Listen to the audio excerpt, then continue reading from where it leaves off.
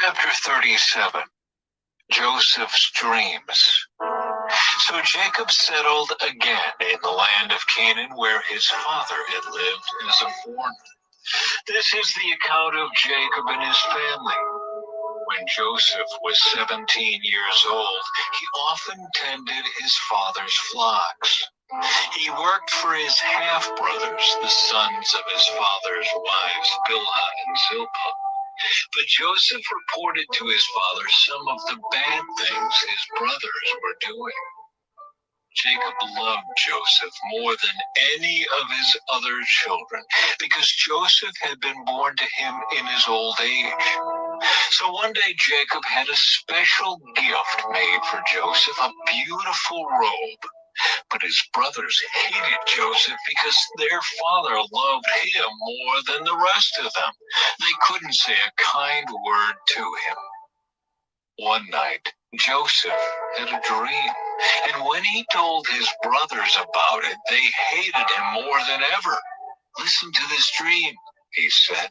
"We were out in the field, tying up bundles of grain. Suddenly, my bundles stood up, and your bundles all gathered around and bowed low before mine."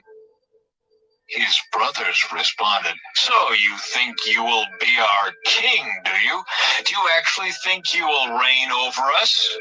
And they hated him all the more because of his dreams and the way he talked about them. Soon Joseph had another dream, and again he told his brothers about it. "Listen, I have had another dream," he said. "The sun, moon, and 11 stars bowed low before me." This time he told the dream to his father as well as to his brothers. But his father scolded him. "What kind of dream is that?" he asked. "Will your mother and I and your brothers actually come and bow to the ground before you?" But while his brothers were jealous of Joseph, his father wondered what the dreams meant. Soon after this, Joseph's brothers went to pasture their father's flocks at Shechem. When they had been gone for some time, Jacob said to Joseph, "Your brothers are pasturing the sheep at Shechem. Get ready, and I will send you to them." "I'm ready to go," Joseph replied. "Go and see how your brothers and the flocks are getting along," Jacob said. "Then come back and bring me a report." So Jacob sent him on his way, and Joseph traveled to Shechem from their home in the valley of Hebron. When he arrived there, a man from the area noticed him wandering around the countryside. "What are you looking for?" he asked. "I'm looking for my brothers," Joseph replied. "Do you know where they are pasturing their sheep?" "Yes," the man told him. "They have moved on from here, but I heard them say, 'Let's go on to Dothan.'" So Joseph followed his brothers to Dothan and found them there. Joseph sold into slavery. When Joseph's brothers saw him coming, they recognized him in the distance. As he approached, they made plans to kill him. "Here comes the dreamer," They said, "Come on, let's kill him and throw him into one of these cisterns. We can tell our father a wild animal has eaten him. Then we'll see what becomes of his dreams." But when Reuben heard of their scheme, he came to Joseph's rescue. "Let's not kill him," he said. "Why should we shed any blood? Let's just throw him into this empty cistern here in the wilderness. Then he'll die without our laying a hand on him." Reuben was secretly planning to rescue Joseph and return him to his father. So when Joseph arrived, his brothers ripped off the beautiful robe he was wearing. Then they grabbed him and threw him into the cistern. Now the cistern was empty. There was no water in it. Then, just as they were sitting down to eat, they looked up and saw a caravan of camels in the distance coming toward them. It was a group of Ishmaelite traders taking a load of gum, balm, and aromatic resin from Gilead down to Egypt. Judah said to his brothers, "What will we gain by killing our brother? His blood would just give us a guilty conscience. Instead of hurting him, let's sell him to those Ishmaelite traders. After all, he is our brother, our own flesh and blood." And his brothers agreed.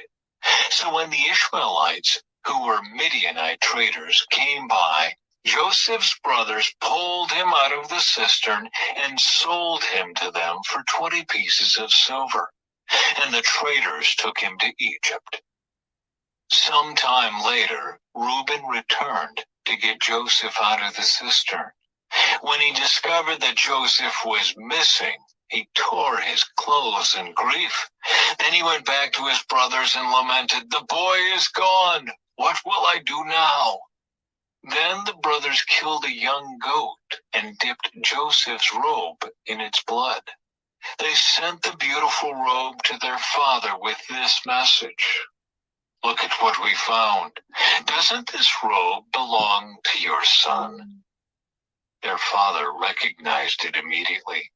"Yes," he said, "it is my son's robe. A wild animal must have eaten him. Joseph has clearly been torn to pieces." Then Jacob tore his clothes and dressed himself in burlap. He mourned deeply for his son for a long time. His family all tried to comfort him, but he refused to be comforted. "I will go to my grave mourning for my son," he would say, and then he would weep. Meanwhile, the Midianite traders arrived in Egypt, where they sold Joseph to Potiphar, an officer of Pharaoh, the king of Egypt. Potiphar was captain of the palace guard.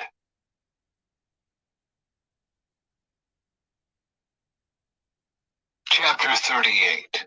Judah and Tamar. About this time, Judah left home and moved to Adullam, where he stayed with a man named Hira.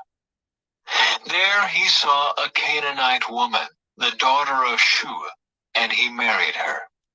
When he slept with her, she became pregnant and gave birth to a son, and he named the boy Then she became pregnant again and gave birth to another son, and she named him Onan. And when she gave birth to a third son, she named him Shelah. At the time of Shelah's birth, they were living at Kezib. In the course of time, Judah arranged for his firstborn son to marry a young woman named Tamar. But was a wicked man in the Lord's sight, so the Lord took his life. Then Judah said to brother Onan, "Go and marry Tamar, as our law requires of the brother of a man who has died. You must produce an heir for your brother." But Onan was not willing to have a child who would not be his own heir.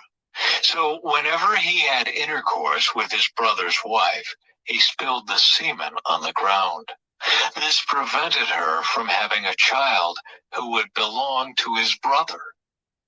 But the Lord considered it evil for Onan to deny a child to his dead brother. So the Lord took Onan's life too. Then Judah said to Tamar, his daughter-in-law, "Go back to your parents' home and remain a widow until my son Shelah is old enough to marry you." But Judah didn't really intend to do this because he was afraid Shelah would also die like his two brothers. So Tamar went back to live in her father's home. Some years later, Judah's wife died. After the time of mourning was over, Judah and his friend Hira the Adullamite went up to Timnah to supervise the shearing of his sheep.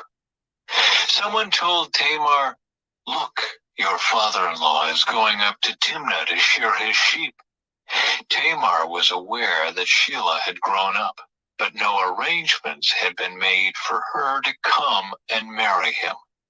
So she changed out of her widow's clothing and covered herself with a veil to disguise herself.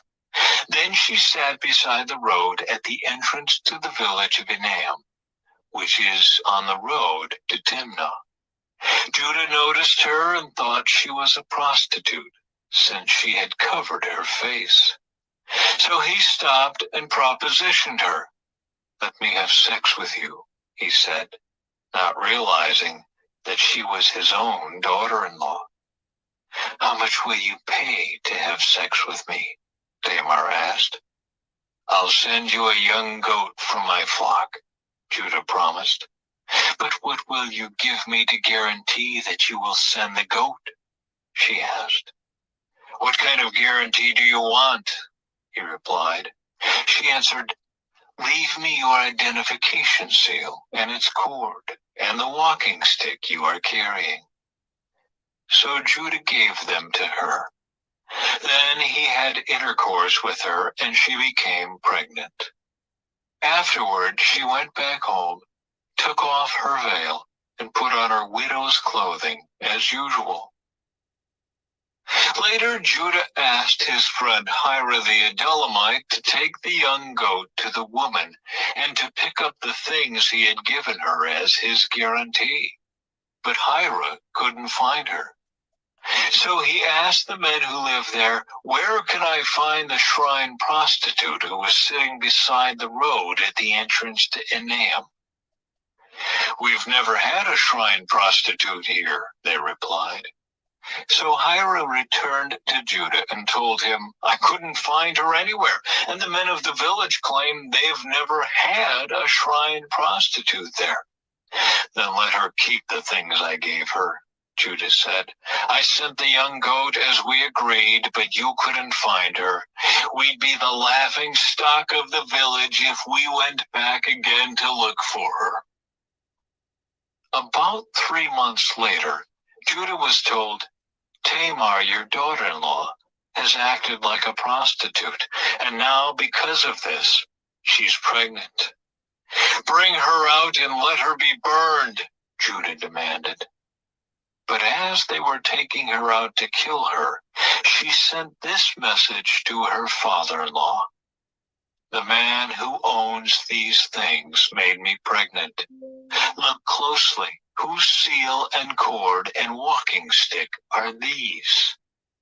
Judah recognized them immediately and said, "She is more righteous than I am, because I didn't arrange for her to marry my son Shelah."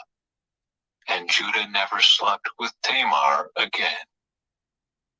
When the time came for Tamar to give birth, it was discovered that she was carrying twins. While she was in labor, one of the babies reached out his hand. The midwife grabbed it and tied a scarlet string around the child's wrist, announcing, "This one came out first." But then he pulled back his hand, and out came his brother. "What?" the midwife exclaimed. "How did you break out first?" So he was named Perez. Then the baby with the scarlet string on his wrist was born, and he was named Zerah.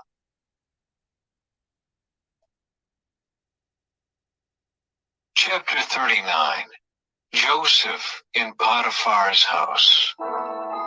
When Joseph was taken to Egypt by the Ishmaelite traders, he was purchased by Potiphar, an Egyptian officer. Potiphar was captain of the guard for Pharaoh, the king of Egypt. The Lord was with Joseph, so he succeeded in everything he did as he served in the home of his Egyptian master. Potiphar noticed this and realized that the Lord was with Joseph, giving him success in everything he did. This pleased Potiphar, so he soon made Joseph his personal attendant. He put him in charge of his entire household and everything he owned. From the day Joseph was put in charge of his master's household and property, the Lord began to bless Potiphar's household for Joseph's sake. All his household affairs ran smoothly, and his crops and livestock flourished. So Potiphar gave Joseph complete administrative responsibility over everything he owned. With Joseph there, he didn't worry about a thing, except what kind of food to eat. Joseph was a very handsome and well-built young man, and Potiphar's wife soon began to look at him lustfully. "Come and sleep with me," she demanded. But Joseph refused. "Look," he told her, "my master trusts me with everything in his entire household. No one here has more authority than I do. He has held back nothing from me except you, because you are his wife. How could I do such a wicked thing? It would be a great sin against God."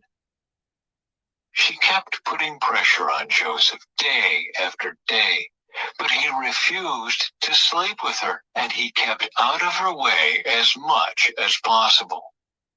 One day, however, no one else was around when he went in to do his work. She came and grabbed him by his cloak, demanding, "Come on, sleep with me." Joseph tore himself away, but he left his cloak in her hand as he ran from the house. When she saw that she was holding his cloak and he had fled, she called out to her servants. Soon all the men came running. "Look," she said, "my husband has brought this Hebrew slave here to make fools of us. He came into my room to rape me, but I screamed. When he heard me scream, he ran outside and got away, but he left his cloak behind with me." She kept the cloak with her until her husband came home.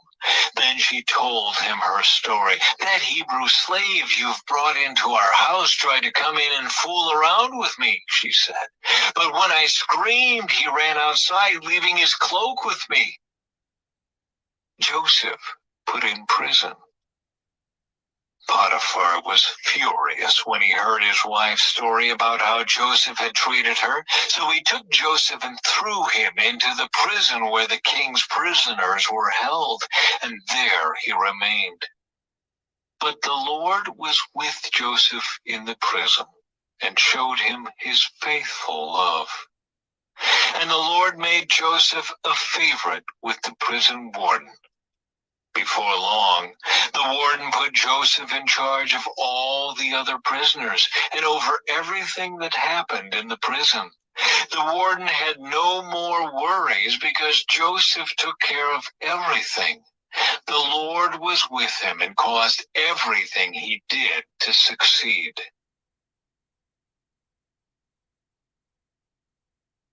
Chapter 40.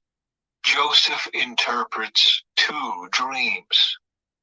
Sometime later, Pharaoh's chief cupbearer and chief baker offended their royal master. Pharaoh became angry with these 2 officials, and he put them in the prison where Joseph was, in the palace of the captain of the guard. They remained in prison for quite some time, and the captain of the guard assigned them to Joseph, who looked after them. While they were in prison, Pharaoh's cupbearer and baker each had a dream one night, and each dream had its own meaning. When Joseph saw them the next morning, he noticed that they both looked upset. "Why do you look so worried today?" he asked them. And they replied, "We both had dreams last night, but no one can tell us what they mean." "Interpreting dreams is God's business," Joseph replied. "Go ahead and tell me your dreams." So the chief cupbearer told Joseph his dream first. "In my dream," he said, "I saw a grapevine in front of me. The vine had 3 branches that began to bud and blossom, and soon it produced clusters of ripe grapes. I was holding Pharaoh's wine cup in my hand, so I took a cluster of grapes and squeezed the juice into the cup. Then I placed the cup in Pharaoh's hand." "This is what the dream means," Joseph said. "The 3 branches represent 3 days. Within 3 days, Pharaoh will lift you up and restore you to your position as his chief cupbearer. And please remember me and do me a favor when things go well for you. Mention me to Pharaoh so he might let me out of this place. For I was kidnapped from my homeland, the land of the Hebrews, and now I'm here in prison, but I did nothing to deserve it." When the chief baker saw that Joseph had given the first dream such a positive interpretation, he said to Joseph, "I had a dream too. In my dream, there were 3 baskets of white pastry stacked on my head. The top basket contained all kinds of pastries for Pharaoh, but the birds came and ate them from the basket on my head." "This is what the dream means," Joseph told him. "The 3 baskets also represent 3 days. 3 days from now, Pharaoh will lift you up and impale your body on a pole. Then birds will come and peck away at your flesh." Pharaoh's birthday came 3 days later, and he prepared a banquet for all his officials and staff. He summoned his chief cupbearer and chief baker to join the other officials. He then restored the chief cupbearer to his former position so he could again hand Pharaoh his cup. But Pharaoh impaled the chief baker just as Joseph had predicted when he interpreted his dream. Pharaoh's chief cupbearer, however, forgot all about Joseph, never giving him another thought.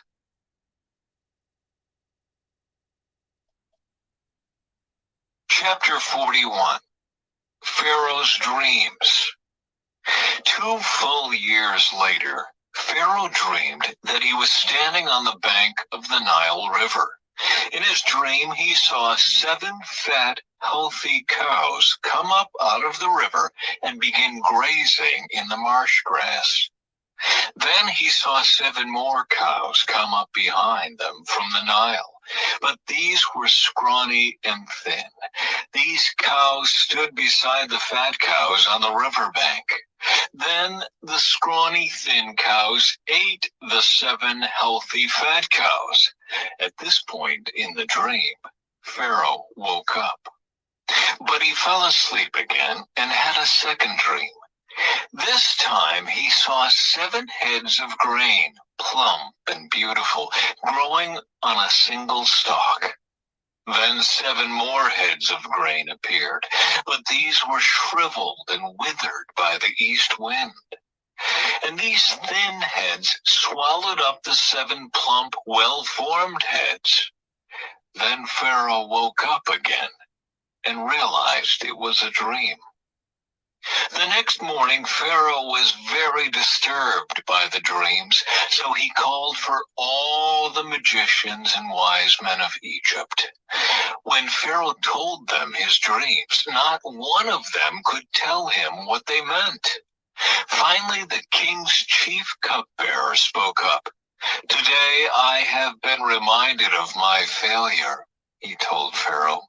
"Some time ago, you were angry with the chief baker and me, and you imprisoned us in the palace of the captain of the guard. One night, the chief baker and I each had a dream, and each dream had its own meaning. There was a young Hebrew man with us in the prison who was a slave of the captain of the guard. We told him our dreams, and he told us what each of our dreams meant. And everything happened just as he had predicted. I was restored to my position as cupbearer, and the chief baker was executed and impaled on a pole. Pharaoh sent for Joseph at once, and he was quickly brought from the prison. After he shaved and changed his clothes, he went in and stood before Pharaoh. Then Pharaoh said to Joseph, "I had a dream last night, and no one here can tell me what it means. But I have heard that when you hear about a dream, you can interpret it." "It is beyond my power to do this," Joseph replied, "but God can tell you what it means and set you at ease." So Pharaoh told Joseph his dream. "In my dream," he said, "I was standing on the bank of the Nile River, and I saw 7 fat, healthy cows come up out of the river and begin grazing in the marsh grass. But then I saw 7 sick-looking cows, scrawny and thin, come up after them. I've never seen such sorry-looking animals in all the land of Egypt. These thin, scrawny cows ate the 7 fat cows, but afterward you wouldn't have known it, for they were still as thin and scrawny as before. Then I woke up. Then I fell asleep again, and I had another dream. This time I saw 7 heads of grain, full and beautiful, growing on a single stalk. Then 7 more heads of grain appeared, but these were blighted, shriveled, and withered by the east wind. And the shriveled heads swallowed the 7 healthy heads. I told these dreams to the magicians, but no one could tell me what they mean." Joseph responded, "Both of Pharaoh's dreams mean the same thing. God is telling Pharaoh in advance what he is about to do. The 7 healthy cows and the 7 healthy heads of grain both represent 7 years of prosperity. The 7 thin, scrawny cows that came up later, and the 7 thin heads of grain withered by the east wind, represent 7 years of famine. This will happen just as I have described it, for God has revealed to Pharaoh in advance what he is about to do. The next 7 years will be a period of great prosperity throughout the land of Egypt. But afterward, there will be 7 years of famine so great that all the prosperity will be forgotten in Egypt. Famine will destroy the land. This famine will be so severe that even the memory of the good years will be erased. As for having 2 similar dreams, it means that these events have been decreed by God, and he will soon make them happen. Therefore, Pharaoh should find an intelligent and wise man and put him in charge of the entire land of Egypt. Then Pharaoh should appoint supervisors over the land and let them collect 1/5 of all the crops during the 7 good years. Have them gather all the food produced in the good years that are just ahead and bring it to Pharaoh's storehouses. Store it away and guard it so there will be food in the cities. That way there will be enough to eat when the 7 years of famine come to the land of Egypt. Otherwise, this famine will destroy the land." Joseph made ruler of Egypt. Joseph's suggestions were well received by Pharaoh and his officials. So Pharaoh asked his officials, "Can we find anyone else like this man so obviously filled with the Spirit of God?"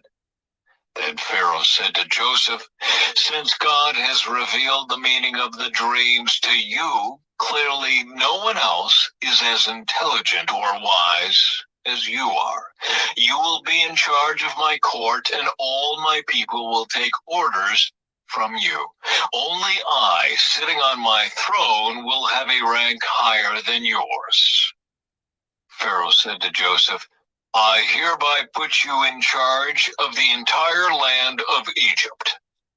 Then Pharaoh removed his signet ring from his hand and placed it on Joseph's finger. He dressed him in fine linen clothing and hung a gold chain around his neck. Then he had Joseph ride in the chariot reserved for his second in command, and wherever Joseph went, the command was shouted, "Kneel down." So Pharaoh put Joseph in charge of all Egypt. And Pharaoh said to him, "I am Pharaoh, but no one will lift a hand or foot in the entire land of Egypt without your approval." Then Pharaoh gave Joseph a new Egyptian name, Zaphanath-Paneah. He also gave him a wife whose name was Asenath. She was the daughter of Potipherah, the priest of On. So Joseph took charge of the entire land of Egypt. He was 30 years old when he began serving in the court of Pharaoh, the king of Egypt. And when Joseph left Pharaoh's presence, he inspected the entire land of Egypt. As predicted, for 7 years the land produced bumper crops. During those years, Joseph gathered all the crops grown in Egypt and stored the grain from the surrounding fields in the cities. He piled up huge amounts of grain like sand on the seashore. Finally, he stopped keeping records because there was too much to measure. During this time, before the first of the famine years, 2 sons were born to Joseph and his wife Asenath, the daughter of Potipherah, the priest of On. Joseph named his older son Manasseh, for he said, "God has made me forget all my troubles and everyone in my father's family." Joseph named his second son Ephraim, for he said, "God has made me fruitful in this land of my grief." At last, the 7 years of bumper crops throughout the land of Egypt came to an end. Then the 7 years of famine began, just as Joseph had predicted. The famine also struck all the surrounding countries, but throughout Egypt there was plenty of food. Eventually, however, the famine spread throughout the land of Egypt as well. And when the people cried out to Pharaoh for food, he told them, "Go to Joseph and do whatever he tells you." So with severe famine everywhere, Joseph opened up the storehouses and distributed grain to the Egyptians, for the famine was severe throughout the land of Egypt. And people from all around came to Egypt to buy grain from Joseph because the famine was severe throughout the world.